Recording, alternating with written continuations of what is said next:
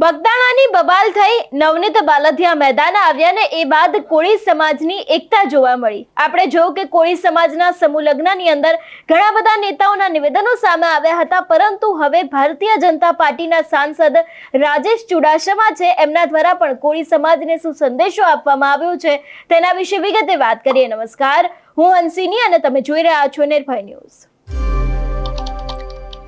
બગદાણા બબાલની અંદર નવનીત બાલદિયા ઉપર જીવલેણ હુમલો થયો એ બાદ કોળી સમાજ ભેગો થયો।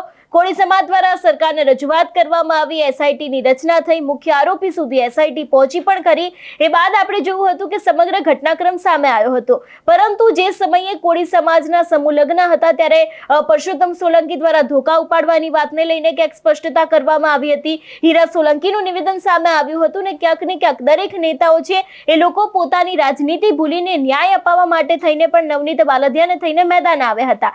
હવે ભારતીય જનતા પાર્ટીના જે રાજેશ ચુડાસમા છે એમના દ્વારા પણ કોળી સમાજને સંદેશો આપવામાં આવ્યો છે।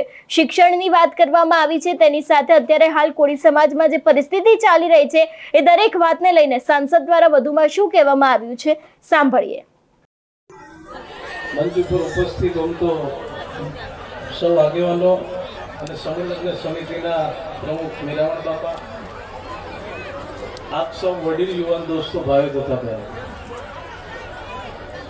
પ્રોટોકોલ તોડીને નહીં પણ મારે સાચા અર્થમાં એક પ્રેસ કોન્ફરન્સ છે એટલે જવાનું છે, પણ આજે 17મો સમૂહ લગ્ન પ્રસંગે આપણે ઉપસ્થિત થયા છે।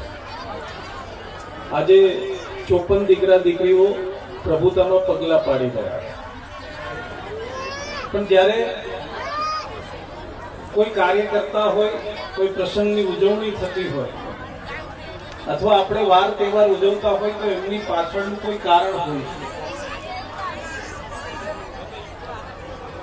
એવી રીતે જ્યારે સમાજમાં સમૂહ લગ્નનું આયોજન થતું હોય તો એની પાછળનું કારણ એ છે કે સમાજને આર્થિક રીતે સક્ષમ કઈ રીતે બનાવવો એ માટે આગેવાનો ચિંતા કરતા।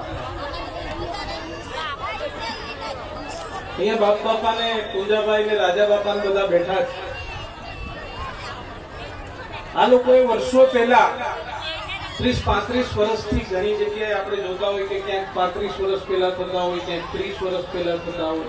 હવે સમૂહ લગ્ન કે કોઈ પણ સમાજના કાર્યક્રમો કરવા માટેનું આયોજન 30-35 વર્ષ પહેલા કર્યું। એણે એ સમયે શું વિચાર્યું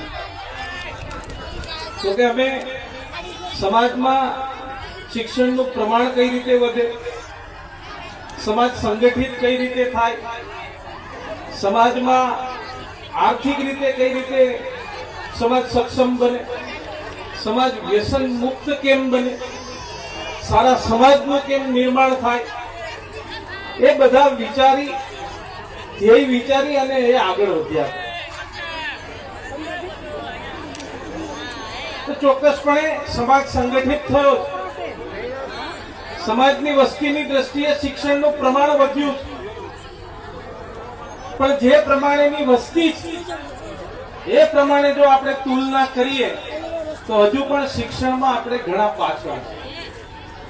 એવી જ રીતે 30-35 વર્ષ પહેલા આગેવાનોએ, વડીલોએ જે શરૂઆત કરી હતી, આજે 35 વર્ષ પછી કદાચ આપણે એની સમીક્ષા કરી કે આપણે 30 વર્ષ પહેલા વિચારીને આપણા આગેવાનોએ જે શરૂઆત કરી હતી, અત્યારે આપણે ક્યાં છીએ, તો હજુ પણ મને એવું નથી લાગતું કે 30-35 વર્ષ પહેલા એમણે જે વિચાર કરીને શરૂઆત કરી હતી, આજે એમાં આપણે 10-20% ફેરફાર કરી શક્યા હોય તો।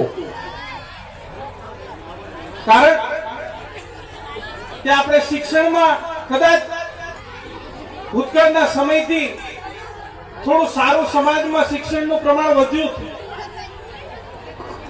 હા, આપણે કદાચ એક વાતમાં 100% માનીએ કે સમાજ સંગઠિત 100% થઈ ગયો, પણ બાકીના ક્ષેત્રોમાં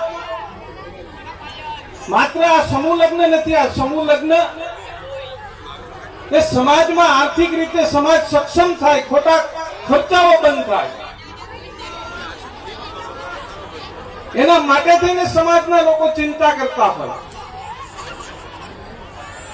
ત્યારે વિશેષ વાત નહીં કરી, અને આપ સૌને મારી વિનંતી છે કે આવનારા સમયમાં જ્યારે વધારેમાં વધારે જ્યારે સમૂહ લગ્નનું આયોજન થતું હોય ત્યારે વધારેમાં વધારે નવદંપતીઓ જોડાય અને આ સમાજમાં આર્થિક સહયોગ માટે જો 54 સમૂહ લગ્ન છે તો પણ ખર્ચો તો એટલો જ થવાનો છે અને 100 થશે તો પણ એટલો જ થવાનો છે અને 5 થશે તો એટલો જ. કારણ કે આપણી વસ્તીના આધારે આપણે લોકો જે જમણવાર કરતા હોય તે જમણવારનો ખર્ચો તો ફિક્સ છે.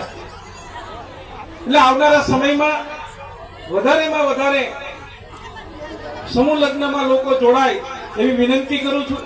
આજે 54 દીકરા દીકરીઓ જે પ્રભુતામાં પગલા પાડી રહ્યા છે એમને ભગવાન સોમનાથ અને મા ભવાનીને પ્રાર્થના કરું છું કે એમને સુખ શાંતિ અને સમૃદ્ધિ આપે.